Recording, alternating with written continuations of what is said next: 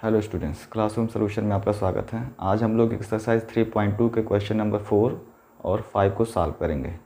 जैसा कि प्रश्न संख्या 4 में आप लोग देख रहे हैं कि रैखिक समीकरण के युग में आपको ये पता करना है कि रैखिक समीकरण युग में संगत है या असंगत। जैसा कि हम लोगों ने पिछली वीडियो में भी ये चेक कर लिया था कि संगत और असंगत हम कैसे ज्ञात करते हैं। अब संगत और असंगत ज्ञात करने के बाद उस रैखिक समीकरण युग्म का हल हमको ग्राफीय विधि से निकालना है। तो हम लोगों ने प्रश्न संख्या 4 से 2 प्रश्नों को यहाँ पर चुना हुआ है और प्रश्न संख्या 5 में हमको एक रैखिक समीकरण दिया गया है जिसको आप किसी भी विधि से हल कर सकते हैं। तो सबसे पहले हम प्रश्न संख्या 4 की तरफ चलते हैं।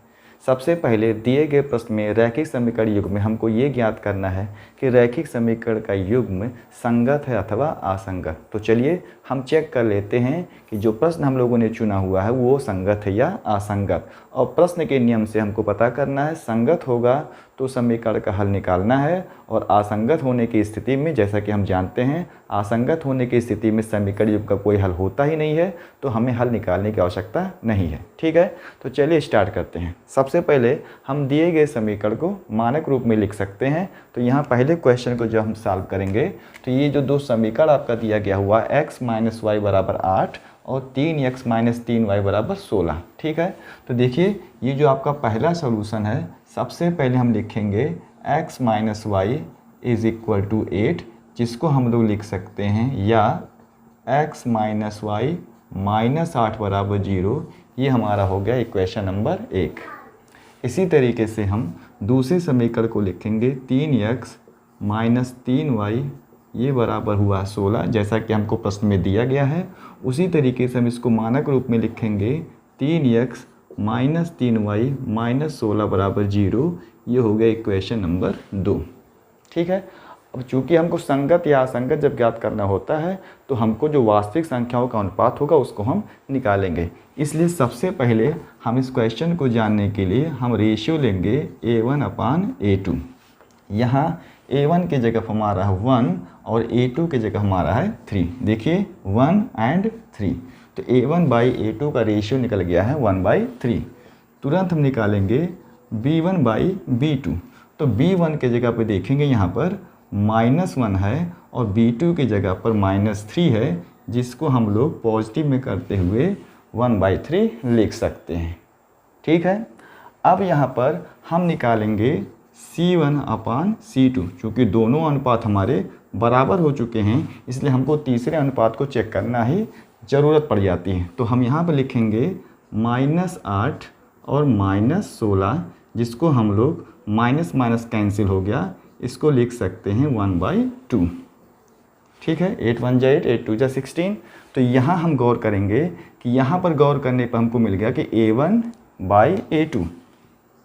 A1/A2 is equal to B1/B2 is not equal to C1/C2। अब ये चीज़ जो लिखा हुआ है ये आपको टेबल में आसानी से मिलेगा और इस चीज़ का मतलब हो गया है कि अगर अनुपातों का संबंध इस तरीके से हो गया A1/A2 is equal to B1/B2 is not equal to C1/C2, तो जो रैखिक समीकरण के युग्म होंगे वे रेखाएं जो होंगी वो परस्पर समांतर होंगी। और जब रेखाएं परस्पर समांतर होती हैं तो दिए गए समीकरण का कोई हल नहीं होता है, और जब हल नहीं होता है तो समीकरण रैखिक युग्म जो होंगे वो होंगे असंगत। मतलब यहाँ पर आप तुरंत लिख सकते हैं कि ये जो हल आपका मिलेगा वो हमारा होगा असंगत। तो असंगत होने की स्थिति में हम लोग ये जो पहला प्रश्न चुने हुए थे उसका हल नहीं निकालेंगे, क्योंकि उसका हल निकलेगा भी नहीं, क्योंकि रेखाएं समांतर होंगी, असंगत होंगी, तो ऐसी रेखाओं का कोई हल नहीं होता है। तो देखिए पहले प्रश्न को हम लोगों ने हल कर लिया केवल A1/A2, B1/B2 और C1/C2 के अनुपात से। ठीक है, अब हम चलते हैं प्रश्न संख्या 2 की तरह, क्योंकि प्रश्न संख्या 1 का जो सॉल्यूशन था वो असंगत की स्थिति में होने की वजह से कोई हल नहीं निकलेगा, और हल जब नहीं निकलेगा तो उसका हल हम ज्ञात भी नहीं करेंगे। ठीक, चलते हैं प्रश्न संख्या 2 को भी चेक कर लेते हैं कि क्या वास्तविकता में उसका भी कोई हल होगा अथवा नहीं होगा। ये तो हमको लगाने के बाद ही पता चलेगा। चलिए प्रश्न संख्या 2 की तरफ चलते हैं। यहाँ प्रश्न संख्या 2 जो दिया गया है उसको सबसे पहले आप सूटेबल तरीके से लिखेंगे। यहाँ वो सूटेबल तरीके से लिख के भी दिया गया है, तो प्रश्न संख्या 2 को हम सॉल्व करते वक्त ध्यान से उसको पहले लिखेंगे। चलिए लिख लेते हैं यहाँ पर, ये दिया गया है 2x + y - 6 = 0।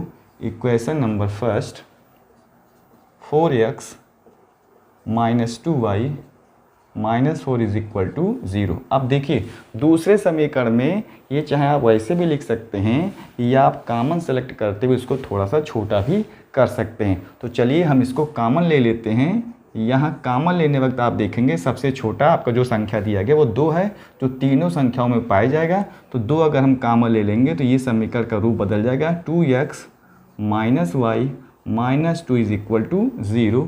तो हम इसको मान लेंगे समीकरण नंबर 2। अगर आप कॉमन नहीं भी लेंगे तो आप ऊपर वाले समीकरण से भी इस प्रश्न को लगा सकते हैं। ठीक है, अब हमको मालूम चल गया कि ये हमारा समीकरण नंबर 1 और यहाँ पर समीकरण नंबर 2 है। ठीक, चेक कर लेते हैं कि सबसे पहले ये संगत की स्थिति में होंगे या असंगत। तो हम चेक करेंगे, यहाँ पर सबसे पहले रेशियो नहीं लेंगे A1/A2। अब A1 का वैल्यू यहाँ पर 2 है और A2 का वैल्यू भी 2 है, जिसको हम लोग लिखेंगे 1। 2/2 = 1। ठीक है, चलिए आगे है B1/B2। B1 का वैल्यू यहाँ पर 1 है और B2 का वैल्यू जो दिया गया है वो -1 है। ठीक है, तो यहाँ इसका वैल्यू निकल गया -1। अब यहाँ आपको चेक करने की ज़रूरत नहीं है क्योंकि यहाँ संबंध मिल चुका है कि A1/A2 is not equal to B1/B2, क्योंकि एक पॉजिटिव में 1 है और एक नेगेटिव में 1 है। तो इसका मतलब ये संबंध जो निकला हुआ है कि A1/A2 और B1/B2 का अनुपात आपस में बराबर नहीं है। और इस परिस्थिति के होने पर जो ग्राफीय निरूपण होता है उसमें रेखाएं प्रतिच्छेदी होंगी, अर्थात दोनों रेखाएं किसी न किसी बिंदु पर एक दूसरे को काट देंगे। तो प्रतिच्छेदी रेखा होने की स्थिति में समीकरण का अद्वितीय हल मतलब यूनिक सॉल्यूशन होता है, और हल होने की स्थिति में ये जो समीकरण आपका निकलेगा वो समीकरण की स्थिति जो होगी वो हमारी हो जाएगी कैसा, संगत, क्योंकि हल होने की स्थिति में समीकरण होते हैं संगत। अब ये तो हमने चेक कर लिया कि समीकरण संगत है। अब संगत होने की स्थिति में प्रश्न के अनुसार इन दोनों समीकरणों का हल आपको करना है, लेकिन किस निरूपण में करना है, ग्राफीय विधि से। ग्राफीय विधि से मतलब उसको ग्राफ पेपर पे आप हल कर देंगे और उसके बाद इसमें जो अननोन आपके दो चर राशियाँ x और y उसका आपको मान बताना है। ठीक है, तो आप ग्राफ पेपर इसको हल करेंगे। हम आपको बोर्ड पे समझा रहे हैं कि इसको हल करने के लिए अगले स्टेप में हम क्या करेंगे। ठीक है, तब सबसे पहले हम चेक करेंगे कि ये जो दो हमारे समीकरण हैं उन समीकरणों को हम लिख लेंगे यहाँ पर। ठीक है, अब यहाँ पर देखेंगे समीकरण 1 और समीकरण 2 में आपको ग्राफ पेपर पर किस तरीके से हल करना है ये मैंने पिछले वीडियो में आपको बताया हुआ है। आप प्लेलिस्ट में जाकर इस वीडियो को चेक कर सकते हैं। तो यहाँ पर सबसे पहले अगर हम इक्वेशन नंबर 1 में देखेंगे तो आपको बताया गया था कि एक चर का मान किसी दूसरे चर में आप रखेंगे और निर्देशांक ज्यामिति की सहायता से उसका मान आप निकाल सकते हैं। चलिए हम लोग सबसे पहले चेक करते हैं समीकरण नंबर 1 में। समीकरण 1 से आप ध्यान देंगे, समीकरण 1 आपका जो है तो समीकरण 1 में देखेंगे 2x + y - 6 = 0। हम यहाँ पर y को छोड़ देते हैं और ये हो जाएगा आपका कि 2x - 6। या तो आप यहाँ पर क्या करेंगे, बहुत ही सरलता से ज्ञात करने के लिए आप 6 को ट्रांसफ़र करेंगे, पॉजिटिव में होगा और ये हो जाएगा -2x। ये एक मानक रूप मिलेगा, मतलब y का मान x के रूप के पदों में आप निकाल सकते हैं। ठीक है, तो यहाँ पर हम सबसे पहले क्या करेंगे, इसके हिसाब से हम एक रेखा लेंगे और रेखा के 2 बिंदु आप निर्देशांक ज्यामिति में ज्ञात करेंगे। तो यहाँ देखेंगे हम यहाँ पर इस समीकरण को निकालने के लिए रेखा तैयार करते हैं।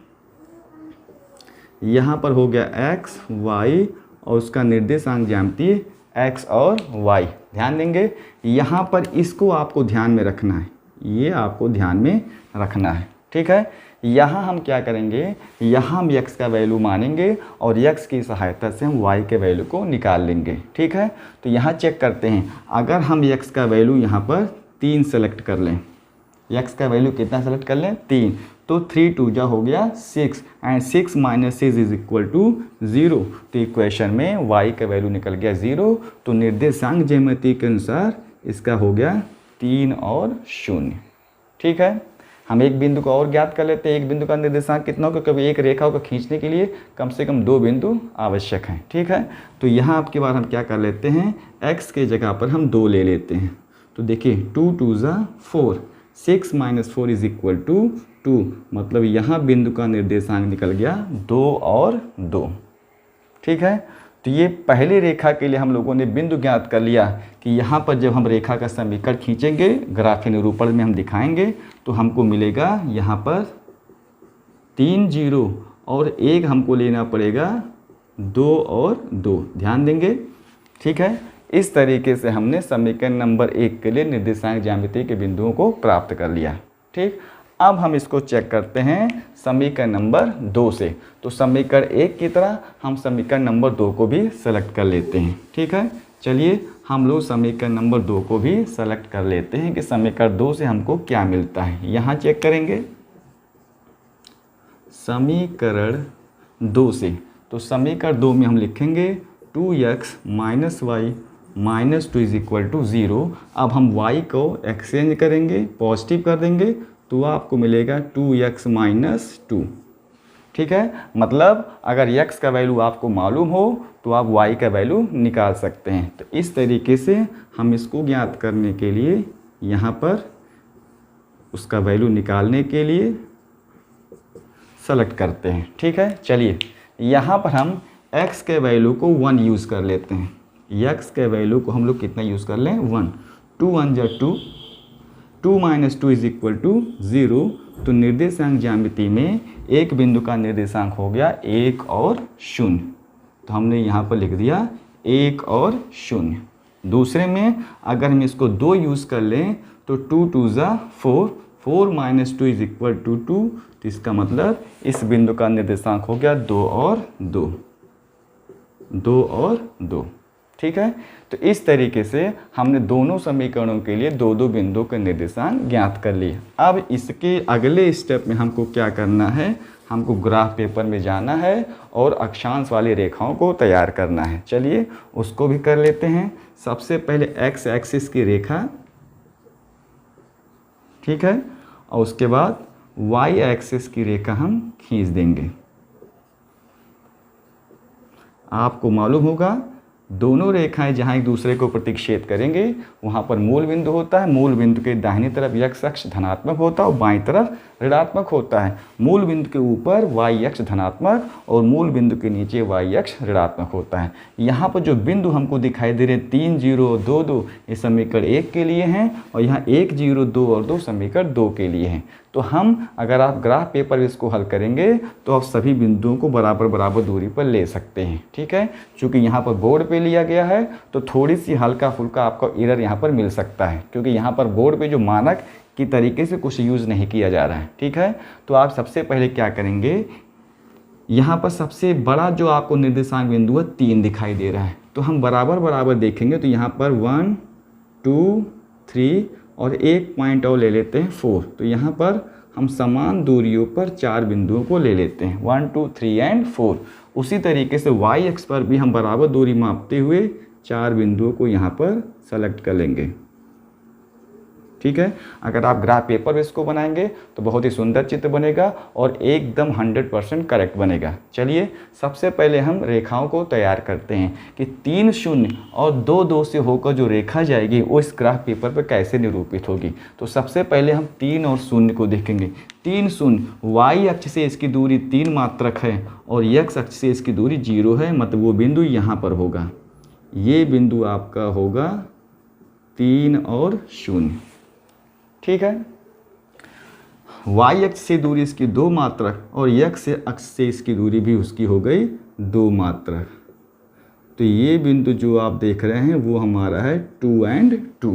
तो ये दोनों रेखाओं को हम दोनों बिंदुओं को जोड़ती हुई एक रेखा खींच देंगे। अब ये जो रेखा गई है वो रेखा 2x + y - 6 = 0। ये हमने पहली रेखा को खींच दिया। अब हम खींचते हैं दूसरी रेखा को। दूसरी रेखा ध्यान देंगे कि बिंदु का निर्देशांक 1 और 0 है, मतलब ये y अक्ष से इसकी लंबिक दूरी 1 मात्रक और x अक्ष से इसकी लंबिक दूरी 0, मतलब वो बिंदु यहाँ पर होगा। 1 और 0, ठीक है। और दूसरे पे 2 और 2 जो हमने पहले ही खोज लिया था, ये हमारा है 2 और 2, ठीक है। अब हम क्या करेंगे, इन दोनों बिंदुओं को मिलाती हुई एक रेखा खींच देंगे। ये हमारी दूसरी रेखा का समीकरण हो गया, और ये दूसरी रेखा का समीकरण 2x - y - 2 = 0, और ये हमारी पहली रेखा का समीकरण। दोनों रेखाओं को देखकर हमने खींच दिया। अब देखिए, जो आपने निकाला था कि a1/a2 is not equal to b1/b2, तो रेखाएं प्रतिच्छेद होंगी। वो आपके सामने पूरा एग्जाम्पल दिया कि जो दो रेखाएं हमको मिली वो दोनों प्रतिच्छेद करती हुई रेखाएं मिलेंगी, ठीक है। लेकिन अब हल आप कहाँ से निकालेंगे इसका? इस समीकरण का हल जानने के लिए आप ये चेक करिए कि दोनों रेखाएं एक बिंदु पर किस जगह पर एक दूसरे को प्रतिच्छेद करती हैं। तो देखिए, पहली रेखा और दूसरी रेखा बिंदु 2 और 2 पर एक दूसरे को प्रतिच्छेद करती हैं। किस बिंदु पर? 2 और 2 पर प्रतिच्छेद करती हैं। तो उत्तर हो गया कि 2 और 2 प्रतिच्छेदन बिंदु होने की वजह से x का वैल्यू 2 होगा और y का वैल्यू भी 2 होगा। जिस बिंदु पर प्रतिच्छेद करेंगी वही प्रतिच्छेदन बिंदु का निर्देशांक जो होगा, भुज और कोटि का मान, वही उस समीकरण के दो अज्ञात चरों का मान होगा। तो इसका मतलब इस क्वेश्चन का जो उत्तर होगा उसमें आपको निकल गया x = 2 और y = 2, क्योंकि उनका प्रतिच्छेदन बिंदु 2 और 2 है, ठीक है। तो इस तरीके से हम प्रश्न संख्या 4 को हल करेंगे, और ये बड़ी आसानी से हम लोगों ने प्रश्न संख्या 4 को हल कर लिया। शेष प्रश्न को आप इसी तरीके से ग्राह पेपर पर हल कर सकते हैं। तो अब हम प्रश्न संख्या 4 को छोड़ते हुए अपने आखिरी क्वेश्चन प्रश्न संख्या 5 की तरफ चलते हैं। तो प्रश्न संख्या 5 में आपको संगत असंगत वगैरह की स्थिति नहीं ज्ञात करनी है, आपको नॉर्मली उस क्वेश्चन को हल कर देना है। और इस क्वेश्चन को हल करने के लिए आप समीकरण को हल करने वाले सामान्य नियमों का पालन कर सकते हैं। अब इसमें क्या दिया गया है, पहले आप चेक करिए कि कंडीशन इसमें क्या दिया गया है। कंडीशन हमारे पास है कि हमारे पास एक आयताकार बाग है, जो शेप हमारा है वो रेक्टेंगुलर है, ठीक है। और उसकी शर्त क्या है कि लंबाई जो है वो चौड़ाई से 4 मीटर अधिक है। तो अगर ये हमारा लेंथ है, ये हमारा ब्रेड्थ है, लेंथ इज़ 4 मोर, मतलब 4 मीटर अधिक है, लंबाई जो है वो 4 मीटर अधिक होगी चौड़ाई के अकॉर्डिंग। तो आप बताइए, अगर इस पूरे रेक्टेंगुलर शेप का जो आपका गार्डन है, अगर उसका अर्ध परिमाप, परिमाप नहीं है, परिमाप का आधा, अर्थात अर्ध परिमाप जो है वो 36 मीटर है, तो बाग की विमाएं, विमाओं से हमारा मतलब है बाकी साइड अर्थात बाकी भुजाएं, मतलब लंबाई और चौड़ाई क्या होगी, ठीक है। तो यहाँ पर आप गौर करिएगा कि लंबाई जो है वो चौड़ाई से 4 मीटर अधिक है, ठीक है। तो अगर हम L और B से शो करें, ध्यान दीजिएगा कि अगर B को हम लोग क्या लेते हैं, x, डिपेंड, लंबाई चौड़ाई पर ही डिपेंड करती है, तो लंबाई जो होगी वो चौड़ाई के अकॉर्डिंग हो जाएगी x + 4। चौड़ाई में 4 अगर हम जोड़ देते हैं तो हमारी हो जाएगी लंबाई की माप। चलिए अब हम सॉल्व कर लेते हैं। सबसे पहले आप यहाँ मानिएगा कि माना बाग की जो लंबाई है, बाग की चौड़ाई जो है वो हमारी होगी x मीटर, ठीक है। तब बाग की जो लंबाई हो गई वो चौड़ाई से 4 मीटर ज़्यादा है, मतलब x + 4 मीटर, चौड़ाई से 4 मीटर अधिक है। अब हम यहाँ पर देखेंगे कि अगर वो चौड़ाई से 4 मीटर अधिक है, तो अब नियम के अनुसार इस प्रश्न को जब हल करेंगे तो लंबाई और चौड़ाई का मान क्या होगा। तब अकॉर्डिंग टू क्वेश्चन जो आप जानते हैं, आपको मालूम है, because 2 × length + breadth is equal to perimeter of rectangle, मतलब वो हमारे आयत का परिमाप होगा। लेकिन यहाँ पर ध्यान दीजिएगा वो अर्ध परिमाप है, तो इसलिए हम इसको देखिए क्या लिख सकते हैं, L + B, और ये हो जाएगा पेरीमीटर को डिवाइड कर देंगे आप 2 से, ठीक है। तो यहाँ अगर पेरीमीटर डिवाइड हो जाएगा 2 से, तो इसका मतलब या तो आप 36 को 2 गुना कर दीजिए, 72 कर दीजिए, या केवल आप L + B लिखेंगे। तो यहाँ पर हम क्या लिखेंगे, देखिए लेंथ हमारा है x + 4, उसी में हम चौड़ाई जोड़ देंगे x मीटर, और इसका अर्ध परिमाप हो गया हमारा 36, ठीक है। यहाँ ये जो पूरा आपको ऊपर फार्मूला लिखा गया है वो कंप्लीट पेरीमीटर का है, लेकिन ये जो आपका है, ये जो आपका वो अर्ध परिमाप का मान दिया गया है।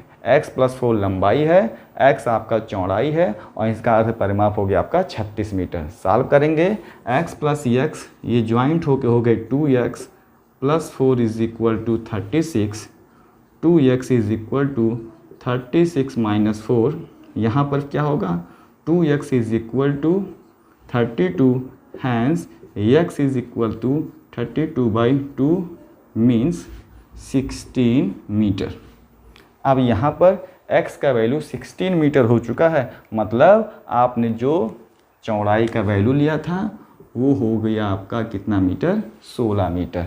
तो आसानी से आपने निकाल लिया। इसका मतलब अतः चौड़ाई जो आपने x मानी थी उसका वैल्यू हो गया 16 मीटर, और जो लंबाई आपने माना था x+4 वो 16 और 4 मीटर मिलके हो गया कितना, 20 मीटर। मतलब ये जो लंबाई है वो हमारा है कितने मीटर के बराबर, 20 मीटर। तो इस तरीके से हमने प्रश्न संख्या 5 को भी हल कर लिया कि जो लेंथ होगा वो 20 मीटर का होगा और जो चौड़ाई होगी आपकी वो हो जाएगी 16 मीटर की। ठीक है, इस तरीके से आज का वीडियो प्रश्न संख्या 4 और प्रश्न संख्या 5 पर समाप्त होता है।